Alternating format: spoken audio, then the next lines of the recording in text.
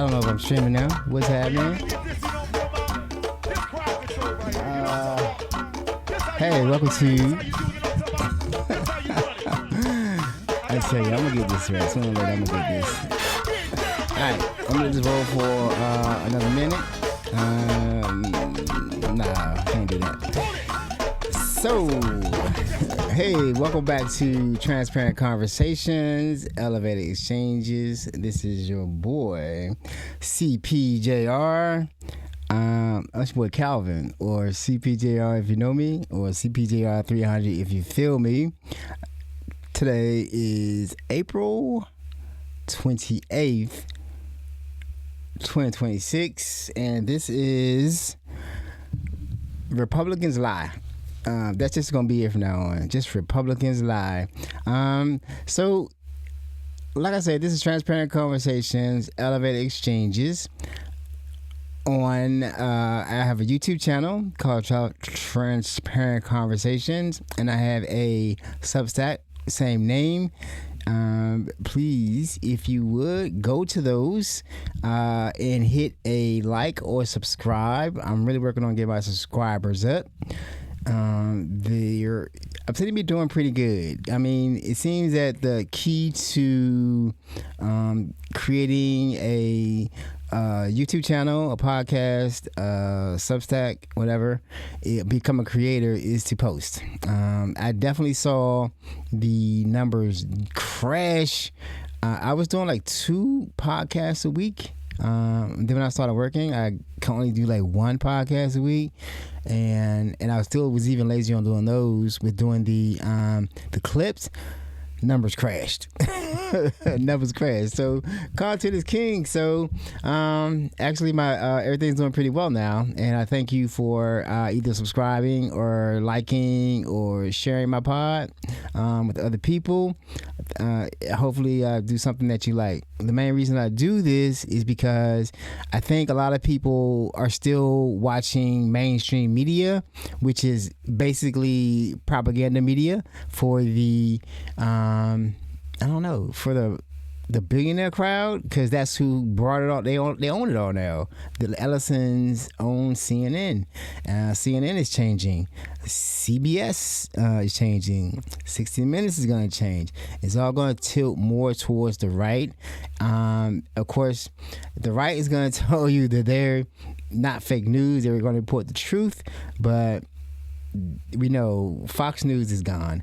So you see on my screen, I got 8647, the exact, this is the exact photo that they used today to indict James Comey for threatening the president, threatening to murder the president, because I think it was in March in this year. He was walking on the beach, saw these seashells in the sand, and took a picture of it, posted it to Instagram.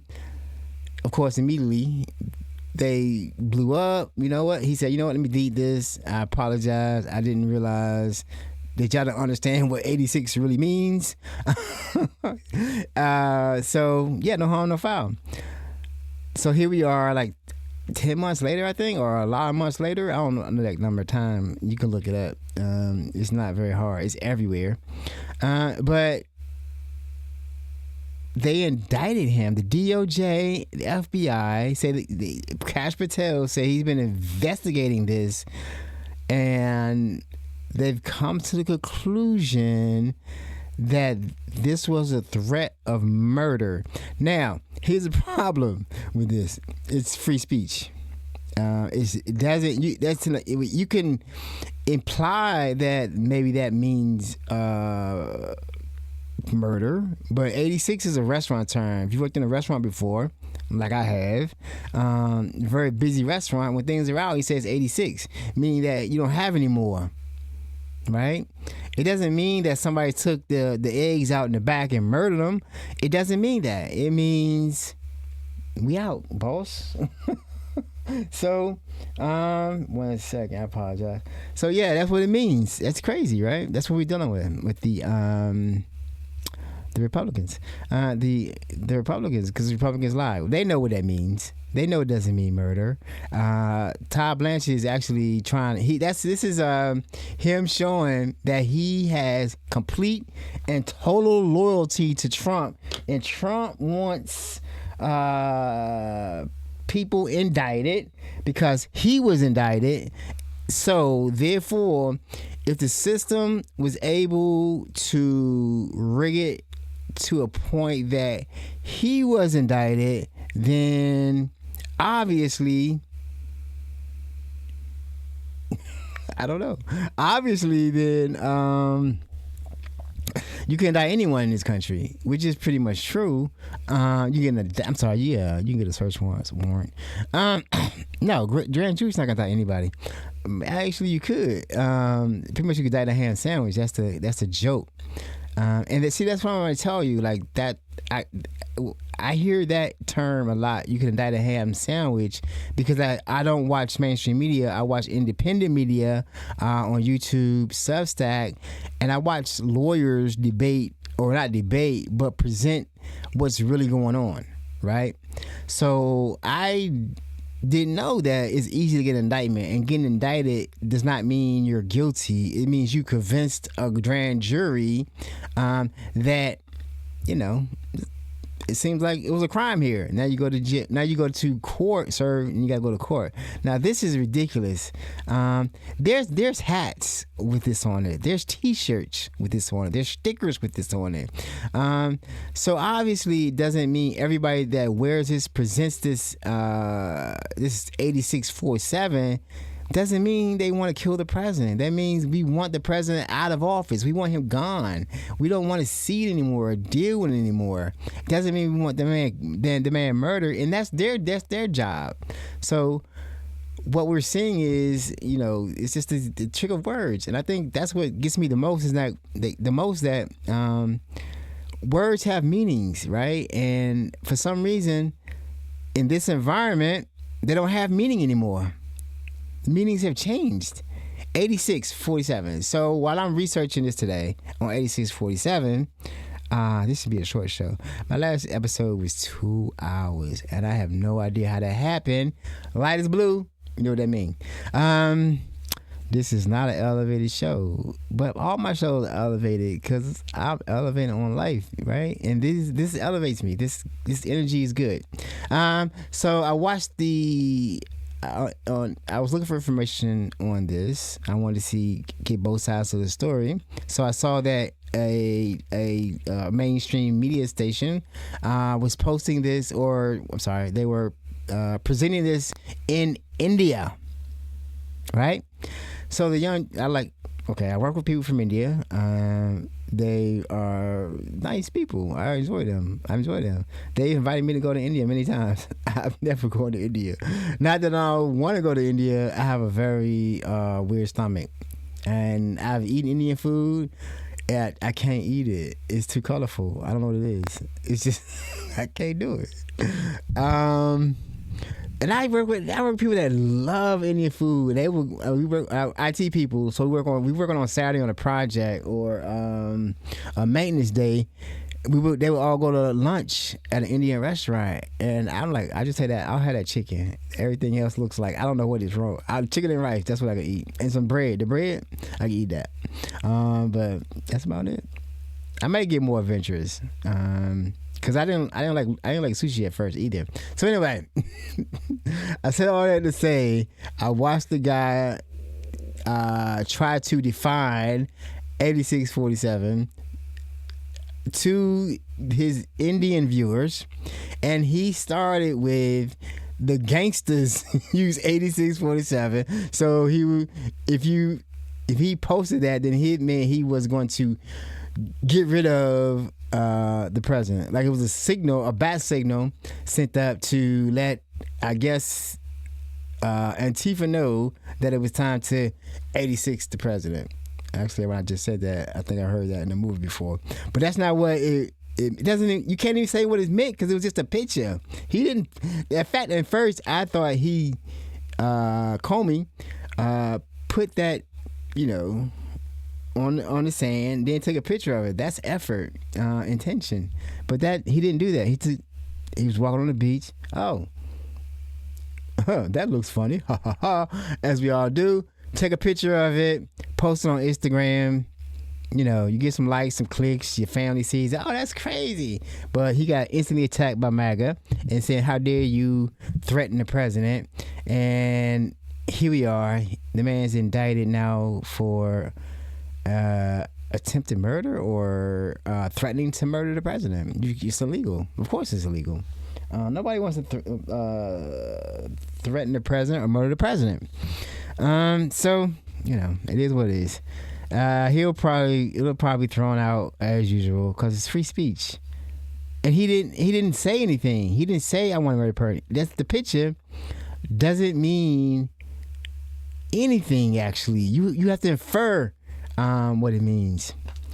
And that doesn't and it's just a picture. It doesn't say there was a plot or anything like that. Now, the ballroom thing, it wasn't staged, I'm afraid to say. I know it looks like it was staged. It looked like it was staged, and because the people in the cabinet are so ridiculously funny, it would look like something that came out of a Seinfeld episode. Even with the guy on the ground with his shirt off, him running, the way they were just standing there, people eating, acting weird. Of course, it looks like a Seinfeld episode and it looks like it was staged, but that is actually just them. They are goofy. And that's what goofy people do. They act goofy. And so, you know, it is what it is, man. Be free, bro. No, don't be free, bro. You going to jail. I don't know what happened to you. The way I look at the charges, they got charged him with attempted assassination. I don't know how that's gonna work. I think a lawyer can get him off because he wasn't in the room. They have motive from the manifesto, but he was never really in the room, so I don't know. We'll see how it goes. I'm happy that he didn't kill anyone.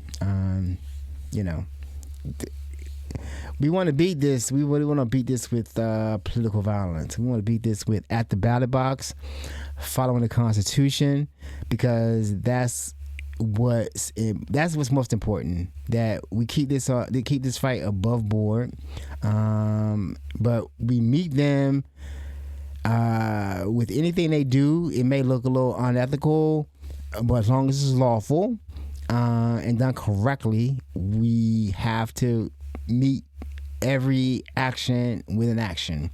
But we're not gonna meet illegal action with illegal actions because we don't lie. Republicans lie. So we're gonna get to our videos that I have from this week. So this week is all the week. This week we had this is weird because it happens so fast.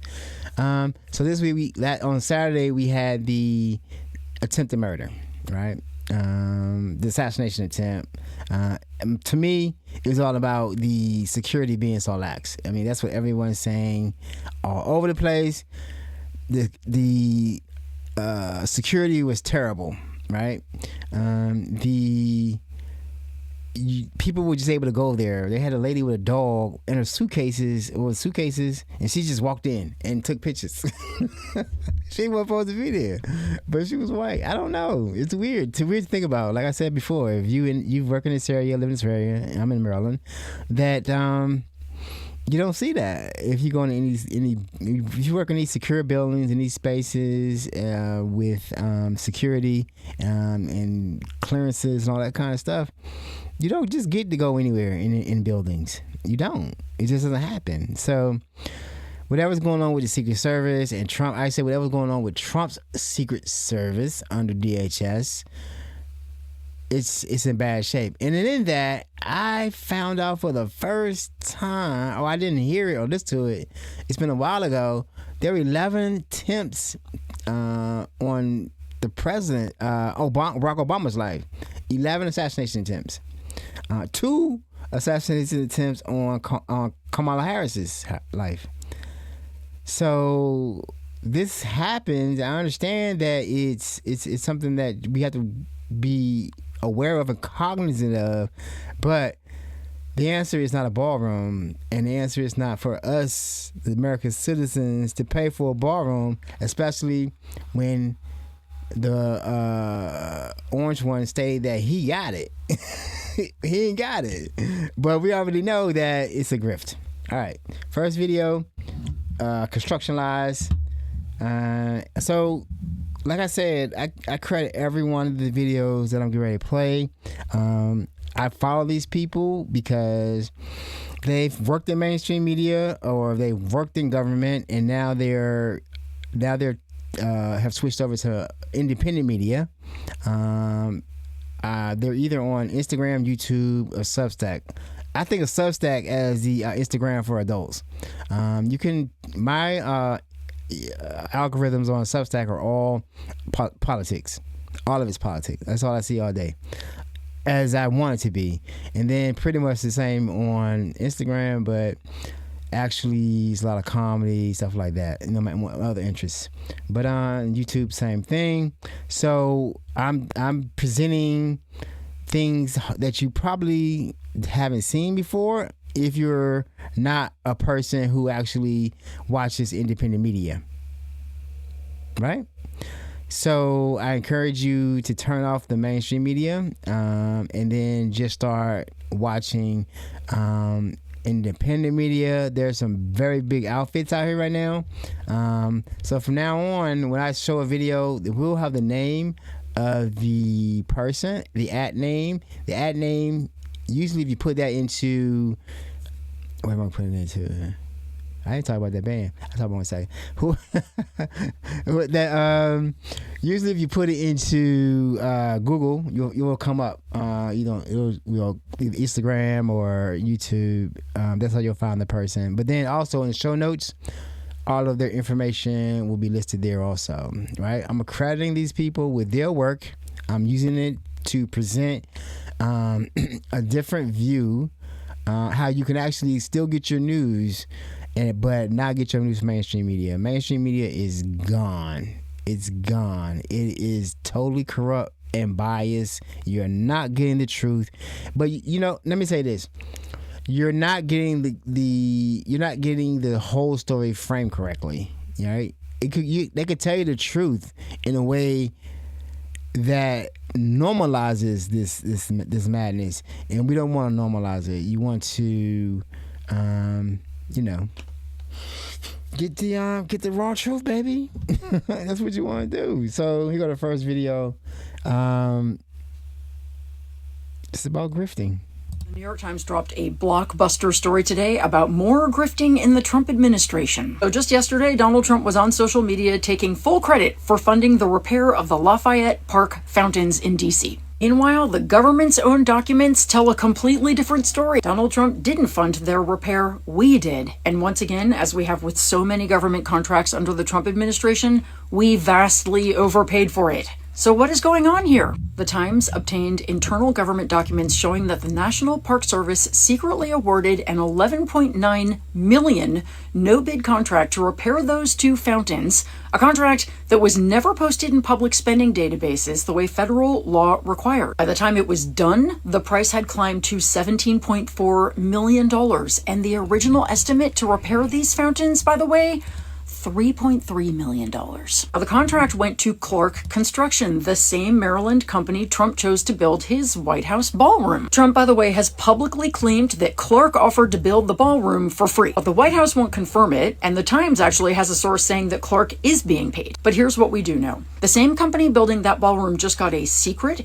taxpayer-funded, no-bid contract that came in $14 million over the original estimate. And how did it get so high? A few ways. First, the Park Service counted inflation twice back-to-back. Then they added a 50% schedule compression factor, a flat fee for working fast that contracting experts say they've never seen before. The consultant who did the original estimate for the fountains told the Times they just took the cover page of my estimate and just added a bunch of money onto it. Then, to justify skipping competitive bidding entirely, the government invoked an urgency exemption, one that exists for emergencies like wars and natural disasters, because they wanted the fountains ready for the 4th of July? One contracting law professor the Times spoke to was basically like, that's not a thing. He said self-imposed deadlines aren't urgency. Kicker, the Park Service was repairing fountains at 8 other locations in D.C. at the same time. All 8 went through normal bidding. All 8 cost less. Industry experts told the Times that the Lafayette Park fountains are actually among the easiest to fix in the entire city. Y'all, this isn't complicated. A company building the president's ballroom got a secret, inflated, no-bid government contract that we, the taxpayers, are paying through the nose for. And then the president went on social media and took personal credit for paying for it. It's just more grift and more lies and more literal waste, fraud, and abuse from this corrupt administration. Meanwhile, working Americans grow poorer by the day. It's a huge scandal. And never forget, your tax dollars are supposed to help you, not somebody lining their pockets off of a government lie. Yo, so I just realized that I may not be streaming, and I posted I'll be streaming at 10. Of course, I was trying something new, and I'm trying to learn how to schedule the streaming to start at a time that I need to start. And apparently, I hit the stream button, but it didn't pick the right broadcast, so I'm not streaming. So if you were waiting for that, because I did announce this, I apologize. You'll have to wait until I upload it after it. You're not going to hear this until afterwards. So, yeah, I'm doing a better job. I'm learning. I'm trying to schedule it. I need to learn some more. So, yeah. So let's get back to the matter at hand.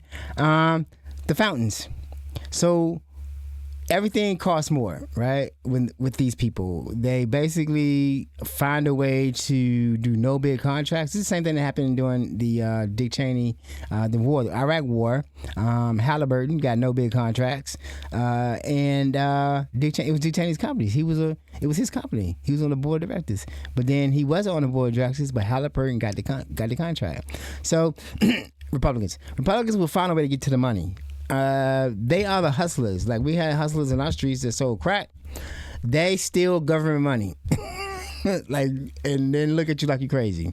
So the fountains were all jacked up. And that's what I've been saying about that ballroom. I believe that ballroom, next video is going to be about the ballroom.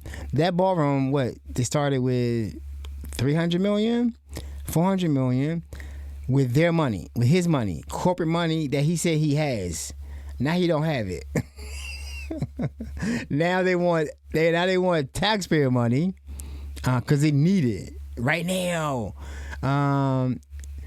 This wouldn't happen if I had that. It was a private event. It wasn't an official event. It was thrown by the correspondents. It wasn't thrown by the White House. So I don't really know. I guess they would have rented the ballroom out. I guess he will be making some money off of it. It works like that in DC. He'll be renting that joint out for weddings and everything, bar mitzvahs, christenings, everything, reception. But it won't just be for that. It's a money making opportunity. They don't leave money on the table, as we can see. So I'm thinking like 400 million. It's gonna be like a 2 billion before they finish, because he's talking about bulletproof glass and all this kind of stuff. So it's gonna be 4 million, 5 million, 25 billion. You know what I'm saying? It's gonna go up, but that money gonna disappear, because as with the contracts for the detention centers, they're paying double what the people are asking. That's a kickback, right? I pay you, you give me money back. It's always a scheme with these people. And so now the ballroom went from, luckily, it's still, I don't know if you're going to follow the court order. They're being sued. They can't do anything. But I don't know how long they're going to hold themselves back. Now, the 400 million that they had is gone. I never in my mind believed that they were ever going to pay for it themselves. That money's gone, so now it's all about, we need your money, as people are feeling and getting poor. Right? You won't hear. So today, what we hear today all day, they need the ballroom. Lindsey Graham floating the bill to get the 400 million. We haven't heard anything about the war today. No change in that. We still know, or what we heard from, I guess yesterday. Yeah, yesterday they still don't have the food on the crowd. They got them food. Hopefully they got them some food. We heard Kid Rock gave a speech at the Pentagon. about what's that? The Straits of Hormuz. I didn't know Kid Rock was he'd been to war college and he knew how to conduct, blockades or how to break blockades and invasions of. I don't know that, but apparently he's also likes to ride in Apache helicopters as the gunman. But both guys in the Apache, two pilots are in the Apache, but one's gonna run the guns, one's gonna fly, and they switch back and forth. But they didn't fly with two. They flew with him. And then Pete got his turn. They were at a ride. They were at a fair. They were at a fair, and the Apaches aren't even at the base they were at. So how did the Apaches get there? I guess they flew there, gave him a ride, and Kid Rock got some terrible lyrics on his phone of his music. It's interesting that this guy is, something that you should look forward to or look up to in the MAGA world, and he's not really a very good person, and his music isn't uplifting. So the Fountains, they came up with a plot to do a soul bid to increase the price, and that money gone. And now they want $400 million. That money gone. And remember, it is 3 carrier strike groups in the Gulf. 2 there, 1 heading there, 1 coming back. That's expensive. They're saying it's $1 billion a day for this blockade war, whatever you want to call it. We don't know. We don't know what's going on. They don't talk about it, right? There's negotiations happening. We're just not involved in it. I mean, not we. I'm talking about the American government is not involved in the talks. France said, you know what? I'm done. I'm going to talk to the president of Iran. The president of Iran in Russia or wherever it was, them two and Putin chatting it up. I'm sure, same with China. So it's interesting that I grew up my entire life with America being the leader of the free world, and that's done. I don't know how to feel about that. Like, what happened? All right, next video. We have some news right now. Lindsey Graham says that he is introducing legislation, among other Republicans, to provide $400 million of taxpayer dollars to fund Donald Trump's ballroom. That's where we're at right now, where now there is active legislation and a lot of Republican institutional support to provide hundreds of millions of taxpayer dollars to build a ballroom that would not have stopped what happened on Saturday night at the White House Correspondents' Dinner. But that's not all. He says that the cost is going to be offset by customs, that money we make by at customs fees, essentially, when you're bringing goods through the border. That's not necessarily true. I know a lot of Americans would not support $400 million going to the ballroom, especially after Donald Trump made it his mission, personally at least, to do it in a way where not a single taxpayer dollar is spent. Now, is that true or not? I don't know, but ultimately it looks like Republicans in the Senate right now are moving towards providing a lot of money for this ballroom. Spread the word, follow for more. So that was Aaron Parnas. He's out of DC. He's a lawyer. He is a lawyer. He's making a pivot over into independent media. Like I've said it before, follow him if you want to stay up to date. He is a lawyer, so he will discuss all. Because right now, the courts are holding this country down. Right? If the courts give, it's gonna be over. It's gonna be over anyway. I think. I don't know.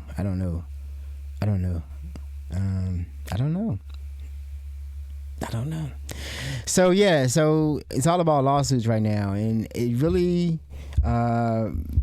there's a few independent podcasts on YouTube that are full of lawyers, legal as fuck, Midas Touch, Legal AF.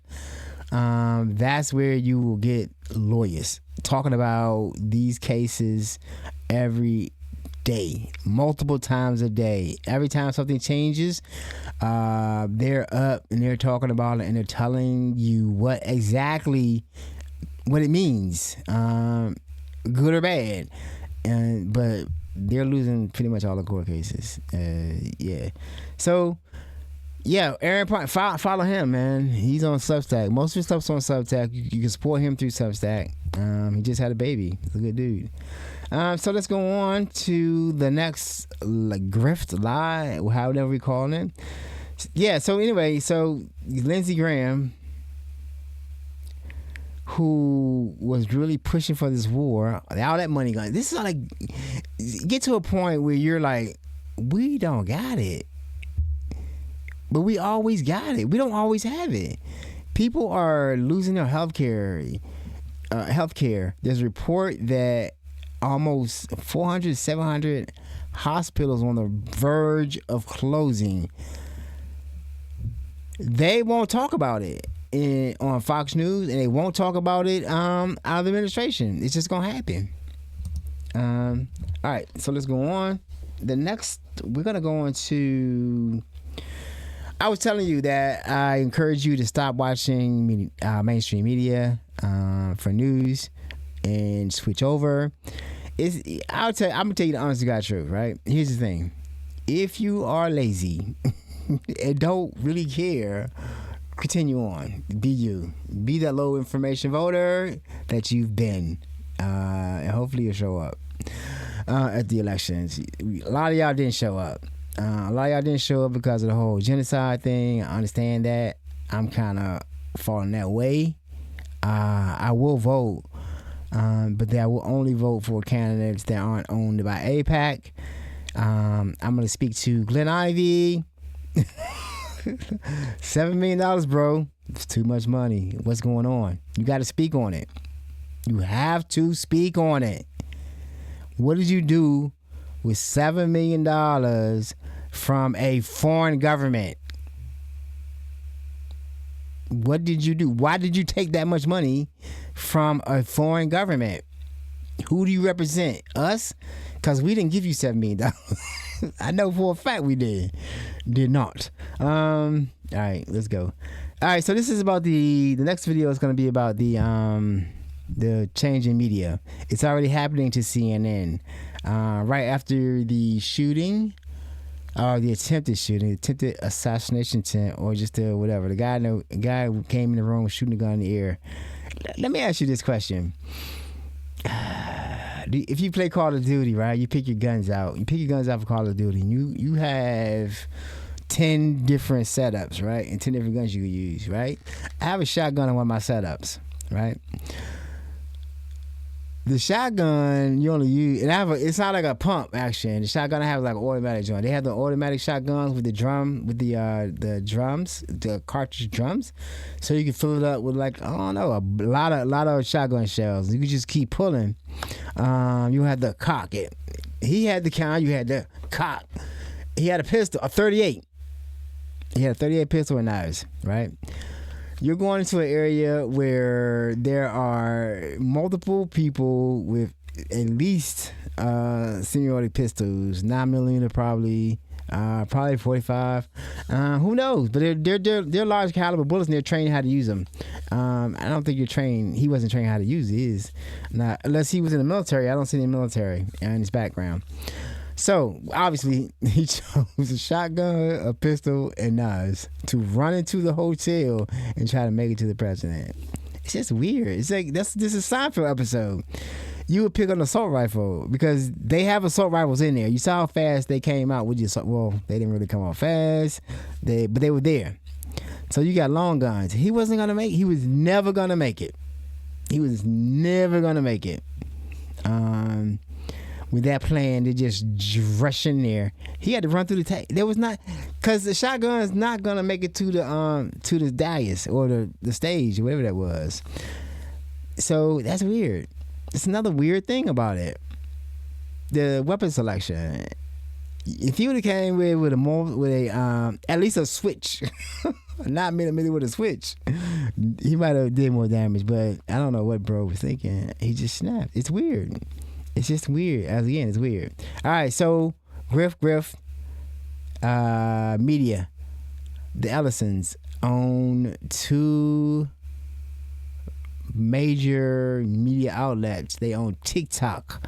They're associated with Bibi Netanyahu, the IDF, AIPAC. So if you're still on TikTok, I question your I know people have businesses built out of TikTok, but I question your judgment. Because that's a pipeline to Israel. It's a pipeline to Palantir. I wouldn't touch it. I immediately, as soon as it came out with those new user agreements, after the deal was done, I was done. I'll never go back. Not with it tied to Palantir, right? Because Palantir is on Oracle. I think we could bankrupt Oracle, as a matter of fact, because OpenAI are missing their targets and they're highly leveraged. The Ellisons are highly leveraged. Like Elon's going down because he's highly leveraged too, and he's in a court case with OpenAI, his XAI. He's highly leveraged with, and Tesla is losing money. Stock prices going down. So I don't know the grounds for the suit between him and Altman. Both of them are crazy. Both of them are like. So let me tell you about AI. People ask me about AI a lot because I work in IT, right? People say, "Oh, people are making money from IT." AI. What do you think? I don't care. The only people because I'm like the only people that are really excited about AI and working in IT are normally people that sell AI. And they started the sales pitch with AI with, "Oh, all y'all losing your job." That was the sales pitch. This is going to take your job. Start using it now. Or if you don't learn these skills, you're going to lose your job. And then you go into, most people that are using are developers, right? It obviously can write code as a child would, as an engineer who can't learn. It can write the code. The code is to be documented, like how do you fix things, bugs, and stuff like that. Because they had an example of using AI, and a young engineer got the ticket for an issue. He put the issue, the code, the error codes into AI. AI told him to reboot the server. He did that 6 times. Because AI kept telling him to reboot the server based on what information he fed into the AI, the prompt. It finally got to a senior engineer. The senior engineer said, "Oh, well, this is what we do when that happens." So it wasn't that the AI didn't have the information. That was from a human. So maybe AI will get to the point where they can have that information, but like I know that type of situation. Like, we call the dude that could fix it all the time. Like, "Oh, wait a minute, wait. Yo, he fixed that last week. I know he did. Or I remember what I did last time. I know I fixed this before." That's why documentation is so important. One of the reasons I was really disappointed in my last job because the documentation wasn't there, and I'm like, "You guys have been here 9 years. You don't document things on your downtime?" I don't know what that means. That's weird to me. What was I talking about? So the Ellisons, right, in AI, they are tied up in AI. Everybody in AI is highly leveraged except Microsoft and Google. So I prefer Gemini. They have the infrastructure to keep growing without spending racks of money. Everybody else out here is like scrambling for resources, and what you aren't seeing people making money. You're seeing people shuffling money around. Can I borrow this? I need these. You need those. You got money. Give me that money. Let me do this. Let me take this guarantee, and then I'm gonna do this. But there's no money. It's just like everything going back and forth, highly leveraged, and then they're not meeting goals. So if you're an investor who I invest $10 billion into your company, when am I gonna start seeing some money back? There's no guarantee that it's gonna come back. Housing bubble. the web bubble, internet bubble. I lived through both of those. The internet bubble was interesting. I was actually running a website that didn't make one sale, but they plowed thousands, tens of thousands into it, hired people, and never sold one thing. The concept was too high. It was photography, and I had to lay people off. I quit. I didn't quit. I got another job because I had somebody under me. I want them to keep their job. They didn't need two ITU guys. I knew he was new. I knew I could get another job quickly. I went and got another job, and then he was safe until he left. That was my goal because layoffs are hard, right? Yeah. All right, so I said all that to say is don't believe the hype. Do your research. If you want to invest in it, invest in it. Try to invest in AI. Is weird because AI they're telling you about, they're giving you the chat bots. No, there's actually tools that you could use that they don't really call AI. It's just automation, but it works off the AI models. I don't know. Anyway, all right. So we're on the media shift. Right after the attempted assassination of 47, Raskin, one of my representatives, he's taking money from AIPAC, right? I don't know what to do with that. I don't know what to do with my representative who has the $7 million. Glenn Ivey is taking $7 million from AIPAC. I'm going to keep saying that. But I don't know what to do about him because what does that mean? Like, why did you take $7 million? Can I vote for you? No, you supported genocide. Like, what did you do for the $7 million? Yeah, I'm not streaming. I messed up. I don't know what the hell happened. I gotta figure that out. But I'm streaming. I see it in OBS. If you use OBS and you can tell me what I did wrong, please do. Because I'm streaming. I thought I picked the right broadcast. Apparently I didn't. And now I can't stop it to fix it because I'm halfway through this episode. I'm not going to do no more schedules until I figure it out. Remember I had the label problem last week? It's fixed. As you can see, everything's coming up with the right labels. I'm not freaking out about that. Anyway, so we're going to look at this one. This is a broadcast from CNN. And it got kind of weird because now they're starting to ask partisan questions on CNN. CNN's Dana Bash is an example of what failed journalism looks like. Look at her try to pin Congressman Jaime Raskin to blame Democrats for political violence. And you have, as many of your fellow Democrats, have used some heated rhetoric against the president. And do you think twice about that when something like this happens? But what rhetoric do you have in mind? And then when Jaime Raskin asks a very simple question of an example of how Democrats have inspired violence, listen to her response. What rhetoric do you have in mind? Just talking about some of the fact that he, is terrible for this country and so on and so forth. I understand that that's your democratic right, but overall, do you have a responsibility? So Donald Trump incites an insurrection. He then pardons 1,600 violent felons. He threatens to commit genocide in Iran and wipe out every single person. He calls the media the enemy of the people. He says Democrats are treasonous and should be hanged. He talks about punching people at his rallies and how he'll pay for the damages. A study by ABC in 2020 found that Donald Trump incited 54 acts of political violence directly inspired by him. Every other president combined, 0. Dana Bash sees all that systemic political violence and says nothing, but she points to Democrats calling that bad as the real issue. I guess I shouldn't be surprised that Dana Bash is doing this because she's also a genocide apologist and is still silent on the genocide perpetuated upon Palestinian people. There you go. But this is what I mean when I say that corporate media has completely failed us. Stop trusting them to be honest brokers and to protect the needs of ordinary folks. We need new media. We need independent media. Be sure to subscribe and support so we can actually bring you factual information, His name is right not there. this right-wing propaganda trash that people like Dana Bash keep putting out there.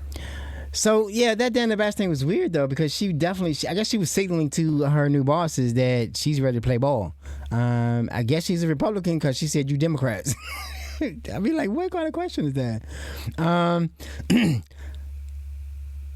The violence thing, right? Who incites violence? It's not even a question that we can. It's not funny. It's not even a serious question. We already know who incites violence. One of the people, the Jan Sixers that were released, a lot of them have committed crimes, recommitted crimes. There was a sexual predator that was released, and he has did his thing again.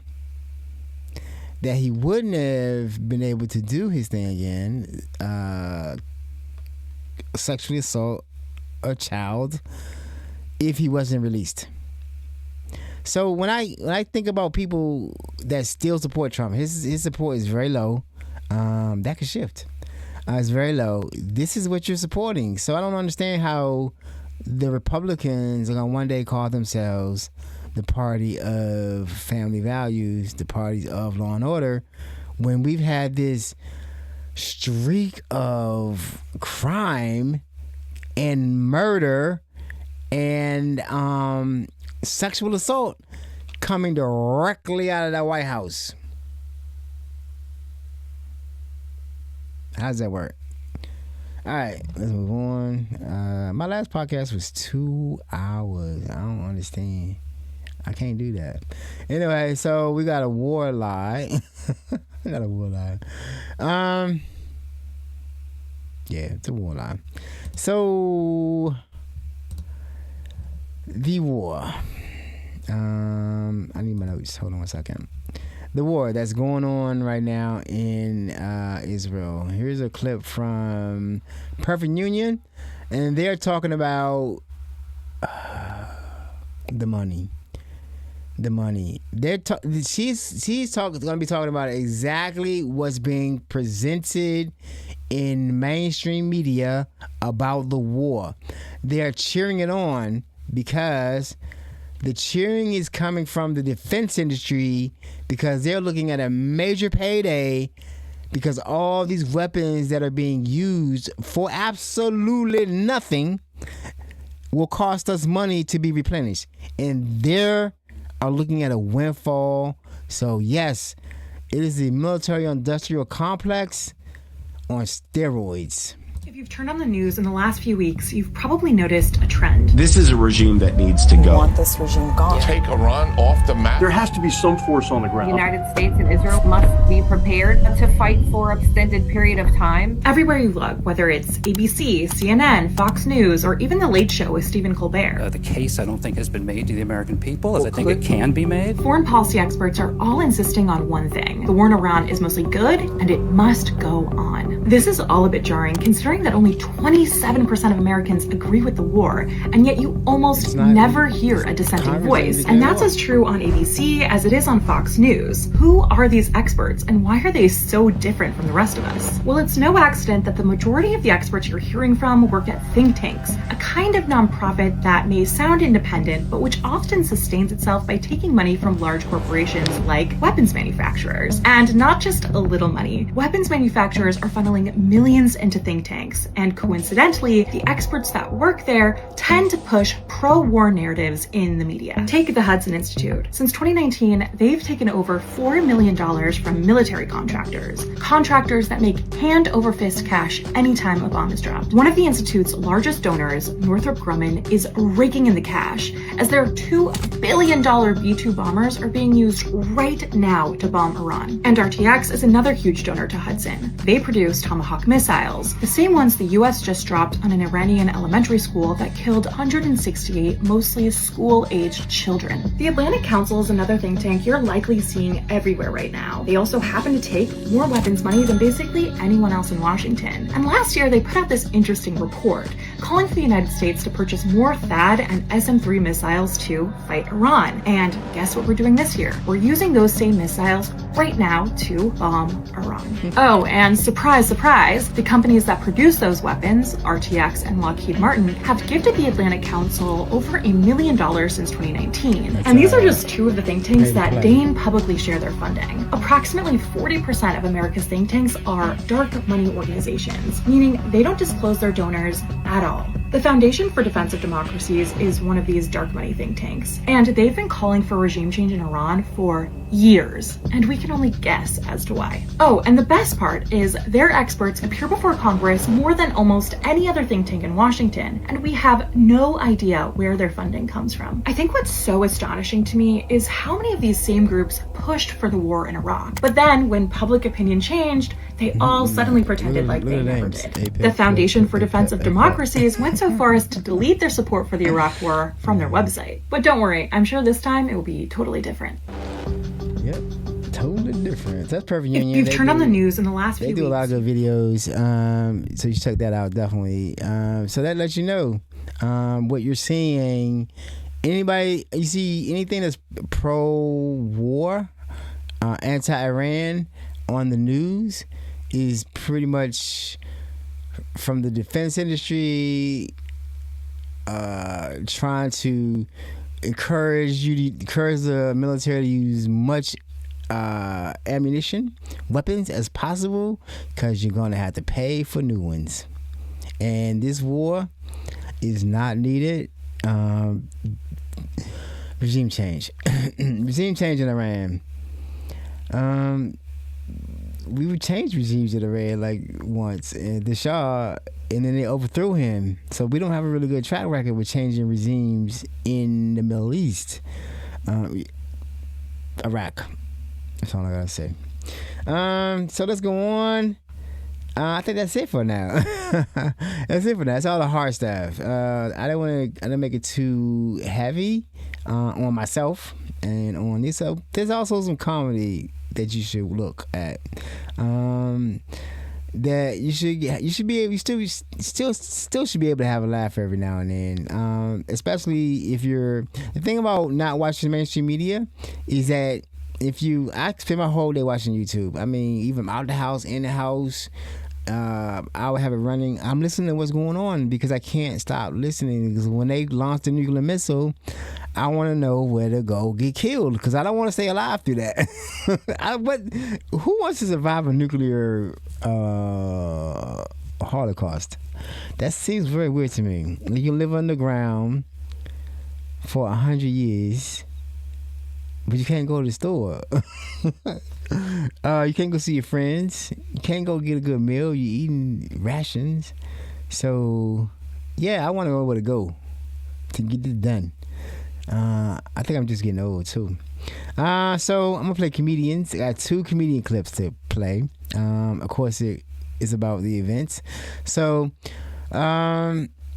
imagine somebody being invited to the correspondence dinner, and then they get called to Fox News to tell you or tell us what really happened.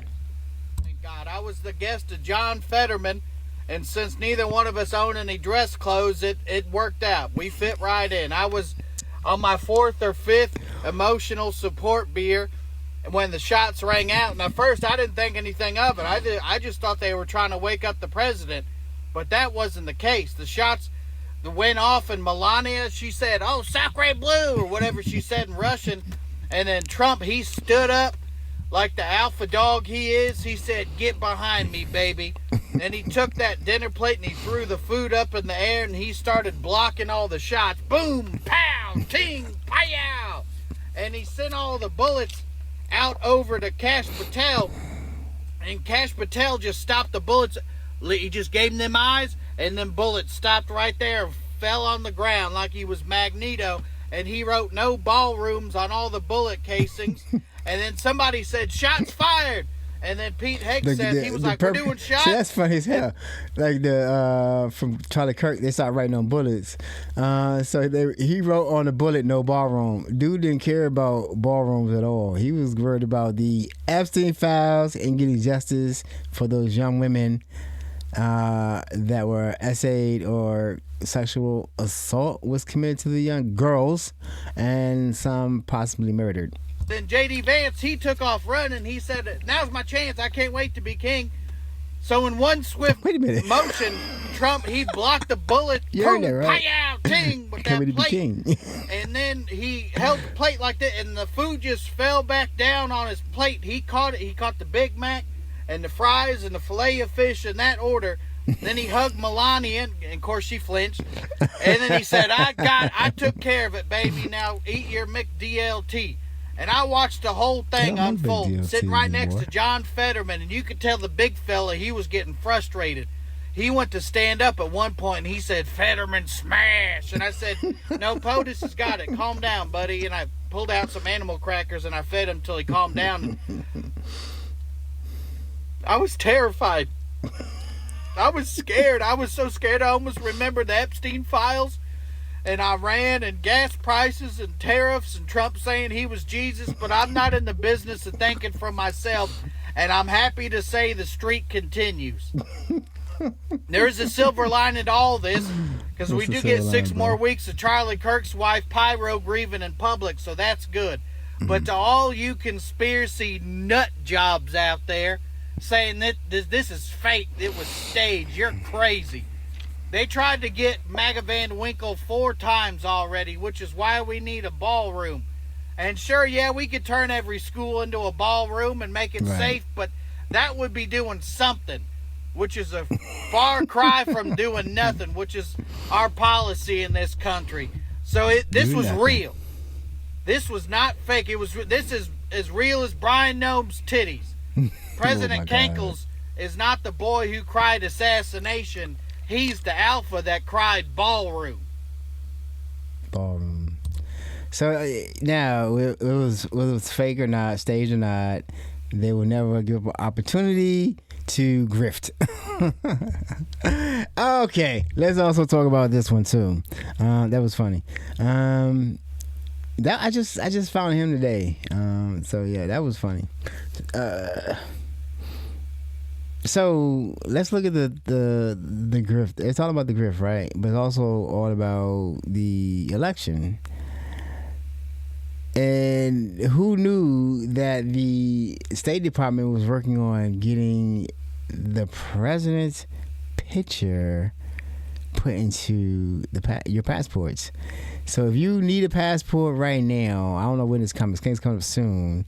Get it now, because if you don't and you need one to travel later in the year, you will have a picture. You will have a passport with the president's picture on it. Now, here's the thing. It's the SAVE Act. If they pass the SAVE Act and a bunch of people are required to get their passports, women, the MAGA movement will be motivated and will probably be very happy to get a passport with Trump's picture in it. But liberal women or Democratic women might not want to do that. They hustling, man. They hustling. I don't even know. I didn't even think about that. Somebody told me that.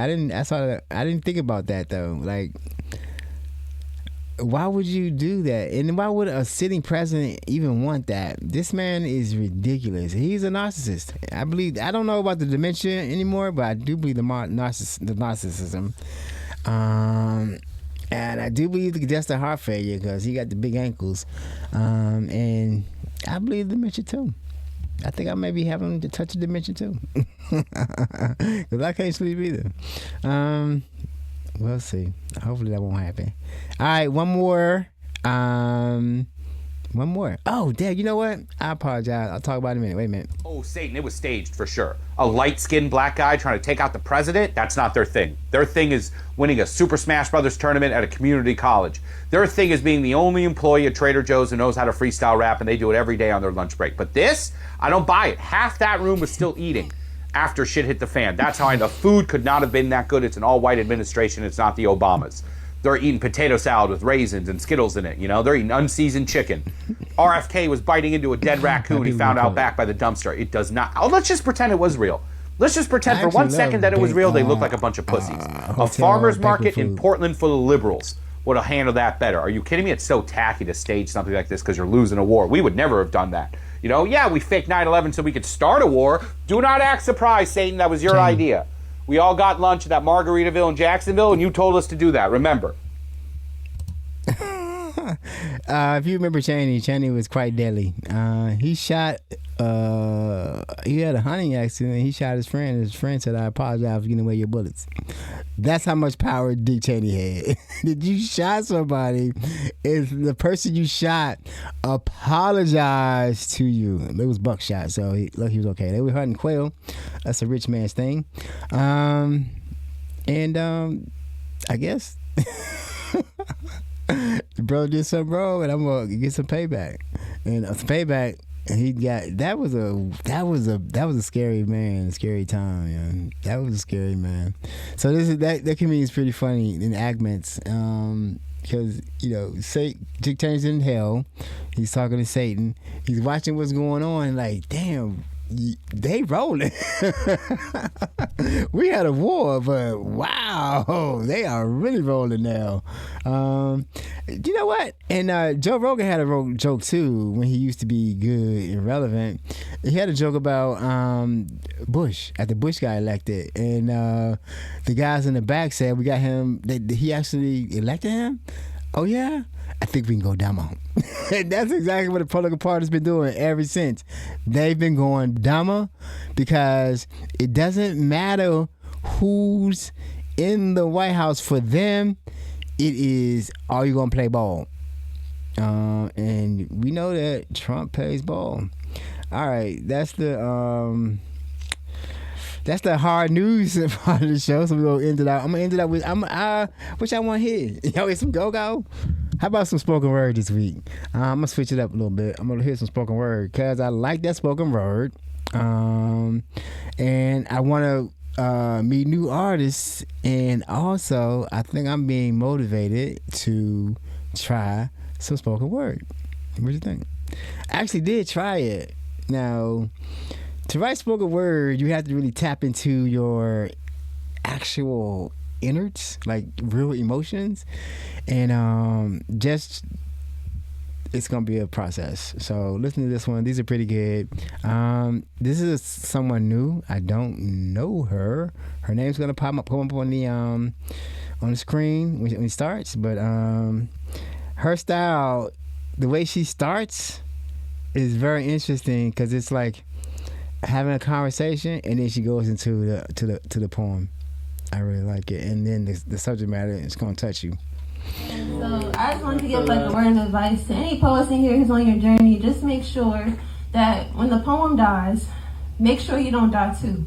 Yeah. When you leave this stage, make sure your identity leaves with you. You see costumes only last for so long. At some point you're gonna have to take it off, but when it's just you and those four walls, who are you then? I mean, is a poet really a poet if their greatest asset is their pen, your skeletons rattling louder than the applause? Audience don't even know that they're watching a corpse flatline at the flatline, but all they hear is that wrong. All they hear is a poet doing a poem, not a human begging to be heard for the first time. You see those claps can't revive your soul. Those followers ain't gonna make you feel whole with these platforms, only gonna hold you up until you get home. All I'm saying is double check what you doing this for.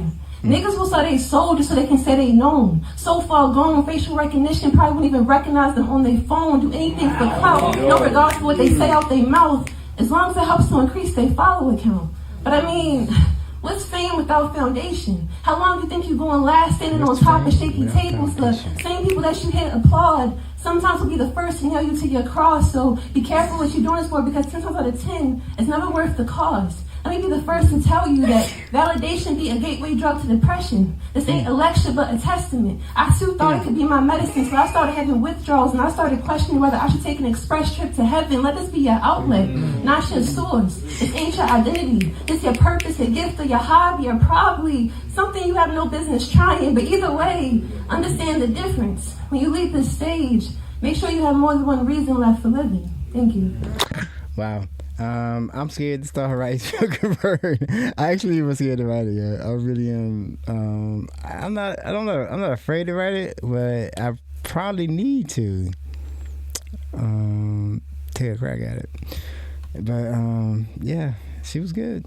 She said, what's fame without a foundation? And we see all these young rappers going to jail, old rappers going to jail because I always say the joke, like I said, like, if giving somebody $1 million could kill them.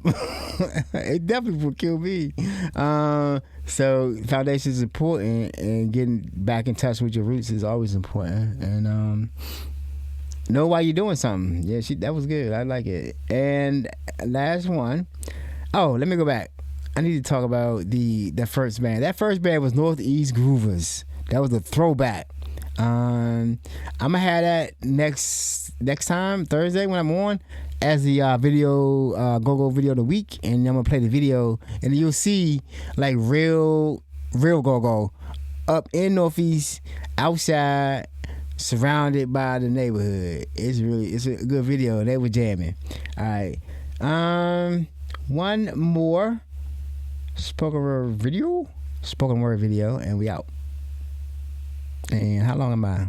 I'm only on 1 hour and 5. All right, here you go. This is a guy. So I'm gonna let you know that I like spoken word from the fellas and the ladies. I like the ladies a little bit more, but the fellas can hit you too because he's really good. Listen to it. Okay. So my therapist asked me to describe romantic love in 2 words. And my response was mutual vulnerability. Right. As in the art of not knowing for sure, but doing it anyway. But times 2, because me plus you, right? Mm-hmm. Plus God, so really a trinity. And I don't care what you bring to the table because you already promised to prepare ours for us in the presence of our enemies. Ow. So as we wait, I say we put all of our burdens on a back burner under a simultaneous simmer. Let scripture be our breakfast and affection our dinner. In a world where everybody breaks your heart, from poets to politicians, I just want to be the ghostwriter for your life when the plot thickens. I just want to be the heavy cream for your Alfredo when the pot thickens. In the world full of secrets, I want to be loud about you. All right. I want to be your pom-poms, your pedestal. I want to be proud about you. It kills me when people let their walls down, but they ain't got the right guard. So if my queen was ever coldest in the mornings, I'm in the woods with an axe, pulling an all-nighter. And together, we're going to release our doves and our iniquities. Because we got 2 hearts under all of this armor, and it's a must we meet. Proof that time and genuine connection heal all that believe, and I promise that 2 people we will never call are our divorce lawyers and police. It's crazy when soulmates meet for the first time. They're strangers to the naked eye, and then sometime later they naked on the beach in Bali looking up at the sky. Hello. Asking God, why don't he let real lovers live forever? Then we look at each other and laugh because earth is just a ghetto waiting room for heaven. Life is crazy. Case in point, Mike without a wife is crazy. I guess his name is Life Mike. done play me. Like Tim's. Like when they're too shallow and you're too strong, so they offer you less than what you desire and deserve. Like friends. It was April 11th when I wrote this poem at 2 a.m. in the East, and I swore to God that I would give both of my feet for a soul I could depend on. Because when grace and old age carry me till I got depends on. I forgot to cut off. All right, y'all, I'm out. That was a good one. Next week we're back to go. I like the go. We'll hear the go. We'll play a little bit of go, a little bit of that Northeast Blues, and then we out of here. I think I am. Let's see. I'm not. If I am. All right, y'all. Have a very good evening or night, and if you try to get to the live and I messed it up, I apologize. I will do better. As you can see, it's improving. I think I'm speaking better and I'm presenting better. Thank you for your time. Give your suggestions. Please like, subscribe, and share. I want to grow this. I think we're going to do Elevated Exchanges and Media Group, and then my podcast is Transparent Conversations, Elevated Exchanges. Your podcast could be whatever Elevated Exchanges. You got to be 420 friendly, intelligent, and have a good idea. All right, we out. Peace. Stay in the fight. Stay woke. We got a long way to go, and I really don't know how it's gonna play out. But you know what? We know what we're fighting for, right? We're fighting for us. We're fighting for our families. We're fighting for our freedom. We're fighting for our country, United States of America. Peace out.